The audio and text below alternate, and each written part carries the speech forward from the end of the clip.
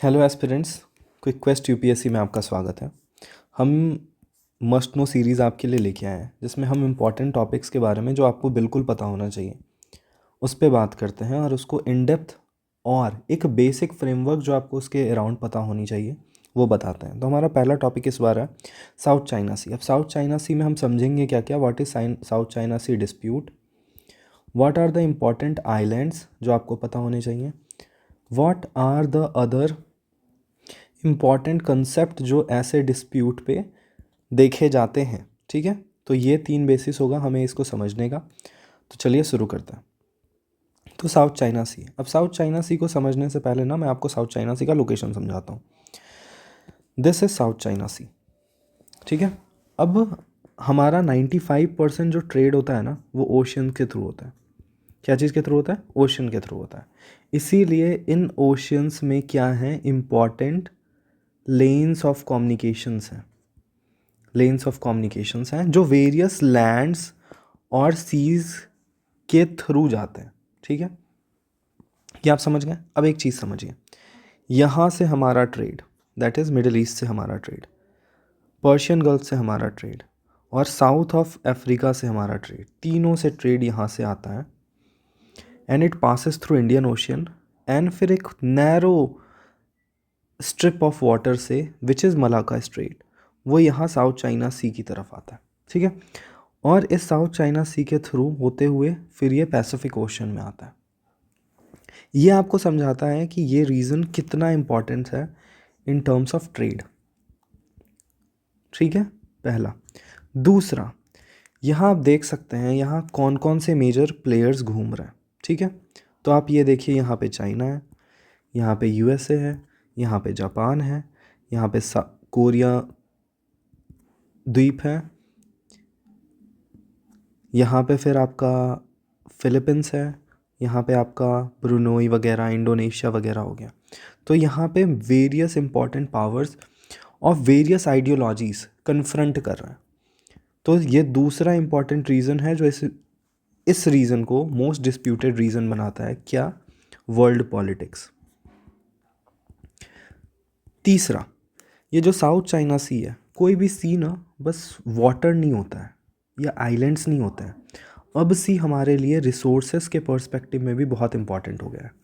यहाँ पे जो दो मेजर आइलैंड डिस्प्यूट है, that is partly island, Paracel island और स्पार्टली आइलैंड, यहाँ पे बहुत मेजर रिजर्व्स ऑफ फ्यूल और नेचुरल गैस पाए गए जिस पे वेरियस नेशंस क्लेम करती है इन दोनों आइलैंड्स पे। तो तीसरा क्या है? रिसोर्सेस। तो this south China dispute is culmination of all these disputes. समझ में आ गया आपको? लोकेशन समझ में आ गया। अब इसको इन डेप्थ देखते हैं ये है क्या। तो this is South China Sea, this is called 9 line. ठीक है, 1951 में सैन फ्रांसिस्को एग्रीमेंट होता है, सैन फ्रांसिस्को एग्रीमेंट होता है। ये रीज़न जो पहले था वो सारा किसके अंदर आता था? जापान के अंदर आता था। तो जापान ने जब यूएसए से एक एग्रीमेंट किया कि अब वो अपने सारे इन क्लेम्स को छोड़ेगा। ठीक है, तो उसने छोड़ दिया। लेटर चाइना ने प्री कम्युनिस्ट रिजीम मैप निकाला और उसने बोला ये पूरा रीजन दिस इज़ 11 और इस पूरे रीजन को 95% ऑफ साउथ चाइना सी को उसने क्लेम किया। बाद में उसने क्या बोला कि ठीक है, ये जो गल्फ ऑफ टोकिन है ये हम वियतनाम को दे देते हैं और ये 11 लाइन क्या हो गया? 9 लाइन। तो 9 line is often is a news, it is related to what? तो ये है आपका 9 लाइन। इसको काउस टंग भी कहा जाता है। ठीक है, तो गल्फ ऑफ टोकिन समझ में आ गया आपको, 11 लाइन समझ में आ गया, सैन फ्रांसिस्को एग्रीमेंट समझ में आ गया। अब आप समझिए यहाँ पे कुछ आइलैंड्स हैं। कौन कौन से आइलैंड्स हैं? पहला आइलैंड है आपका पैरासेल आइलैंड और दूसरा आइलैंड है स्पार्टली आइलैंड। अब समझिए डिस्प्यूट है क्या। आपको तो लग रहा होगा कि ये फिर चाइना का है तो फिर इशू क्या है। नहीं, ये रीजन को वियतनाम भी क्लेम करता है, इस रीजन को स्पार्टली को वियतनाम भी क्लेम करता है, यहाँ पे फिर आपके मलेशिया भी इस रीजन को क्लेम करता है, आपका फिलीपींस भी इस रीजन को क्लेम करता है। तो मल्टीपल नेशन एक रीजन को क्लेम करता है और यहाँ पे सबसे मेजर पावर कौन है? चाइना। तो उसने क्या कर रखा है, आर्म ट्विस्टिंग कर रखा है थ्रू हिज मिलिट्री।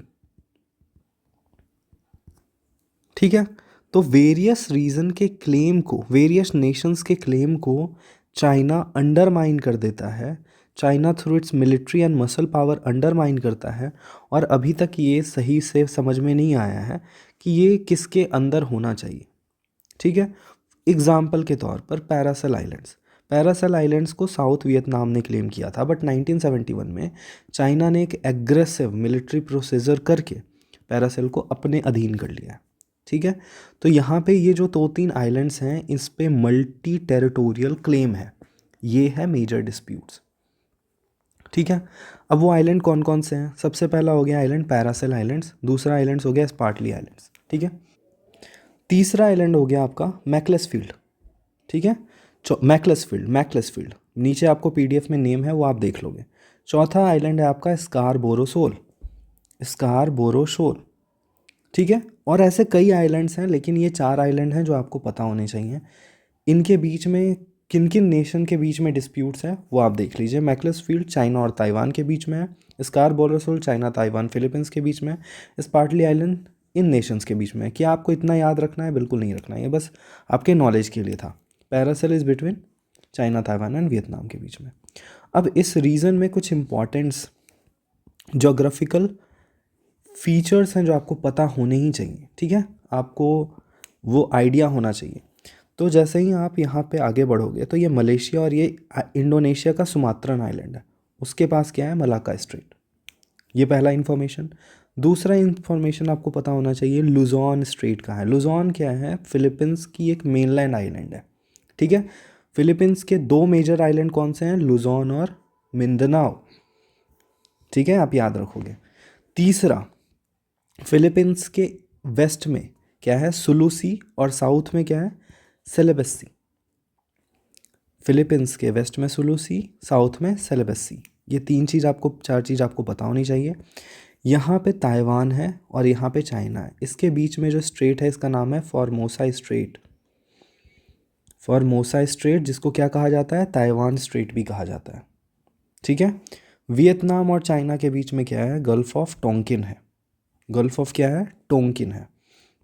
तो ये ज्योग्राफिकल फीचर्स हैं जो आपको पता होने चाहिए। अब आपका एक क्वेश्चन होना चाहिए कि क्या फिर ऐसे क्लेम्स को सॉल्व करने के लिए हमारे पास कोई उपाय नहीं है? हमारे पास उपाय है, और एक एग्रीमेंट है जिसको कहा जाता है यूएन क्लॉज। उसके अंदर बताया गया है कि कैसे अगर सीज़ में कोई टेरिटोरियल क्लेम होगा तो वो कैसे डिफाइन होता है। ये यूएन क्लॉज हम नेक्स्ट वीडियो में पढ़ेंगे।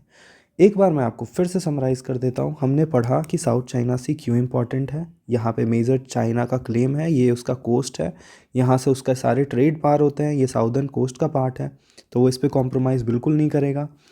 ट्रेड का हिस्सा है, वर्ल्ड पॉलिटिक का हिस्सा है, रिसोर्सेज का हिस्सा है। हमने बात कर ली सारे आइलैंड्स जो इसमें इम्पॉर्टेंट थे।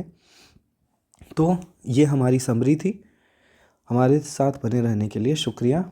नेक्स्ट वीडियो में हम देखेंगे कि यूएन क्लॉज क्या होता है, और इसमें जब आप देखोगे तो आप देखोगे कि क्या क्या निटी ग्रिटीज़ हैं जो आपको पता होने चाहिए with respect to seas rule. ठीक है, मिलता है नेक्स्ट वीडियो में। हमारे साथ बने रहने के लिए शुक्रिया।